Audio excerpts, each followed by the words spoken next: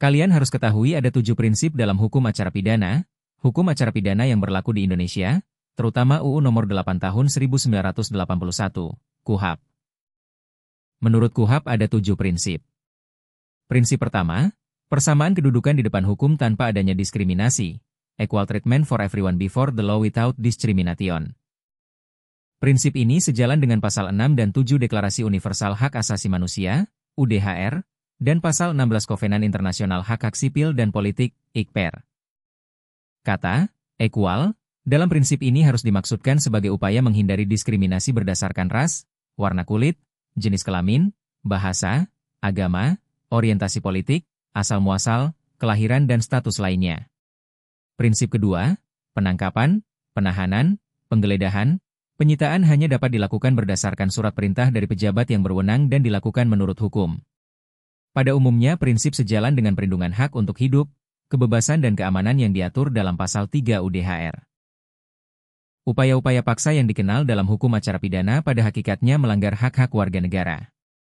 Pembatasan hak-hak seseorang dapat dilakukan berdasarkan undang-undang. Pasal 28J ayat 2, UUD 1945 menegaskan dalam menjalankan hak dan kebebasannya, setiap orang wajib tunduk pada pembatasan yang ditetapkan undang-undang dengan maksud semata-mata untuk menjamin pengakuan serta penghormatan atas hak kebebasan orang lain. Prinsip ketiga lebih dikenal sebagai asas praduga tidak bersalah. Seseorang yang dicurigai, ditahan, dan diproses hukum harus dianggap tidak bersalah hingga ada putusan pengadilan yang telah berkekuatan hukum tetap. Rumusan senada terdapat dalam pasal 8 ayat 1, UU Nomor 48 Tahun 2009 tentang kekuasaan kehakiman. Elemen prinsip presumption of innocence ini merupakan prinsip utama perlindungan hak-hak warga negara melalui proses hukum yang adil, due process of law.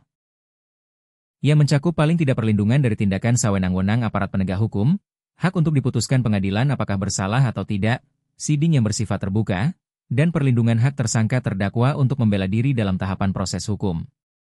Prinsip keempat adalah pemberian kompensasi atau rehabilitasi kepada orang yang telah ditangkap, ditahan, atau diproses secara salah, atau kesalahan pada hukumnya, dan sebaliknya mengharuskan aparat penegak hukum berhati-hati ketika menjalankan tugasnya. Salah satu kritik terhadap KUHP adalah tidak adanya sanksi bagi aparat penegak hukum yang menyalahgunakan kewenangan atau kekuasaannya. Prinsip kelima adalah adjudication which must be carried out quickly, simply and at a low cost in a free, honest and impartial manner, must be realized consistently at all level of justice. Prinsip ini sejalan dengan pasal 2 ayat 4 UU Kekuasaan Kehakiman. Peradilan dilakukan dengan sederhana, cepat dan biaya ringan.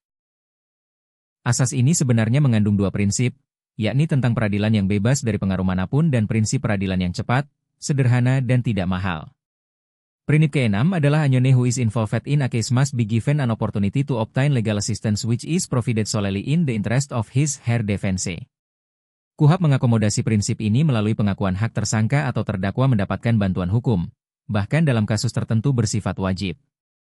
Tersangka atau terdakwa bebas memilih kuasa hukumnya, dan sebaliknya penasihat hukum harus bebas dari rasa takut ketika membela kliennya. Bagi warga miskin bersedia fasilitas bantuan hukum sebagaimana diatur dalam UU Nomor 16 Tahun 2011 tentang bantuan hukum.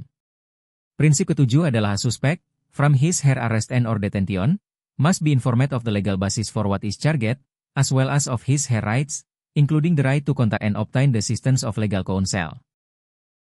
Aparat penegak hukum wajib menginformasikan peristiwa hukum dan pasal apa yang dituduhkan kepada tersangka terdakwa. Hak untuk mendapatkan informasi tuduhan dan pasal tersebut penting agar tersangka atau terdakwa dapat mempersiapkan pembelaan dan menunjuk penasihat hukum yang sesuai. Nah, itulah beberapa prinsip dalam hukum acara pidana. Sekian video ini, semoga bermanfaat. Terima kasih.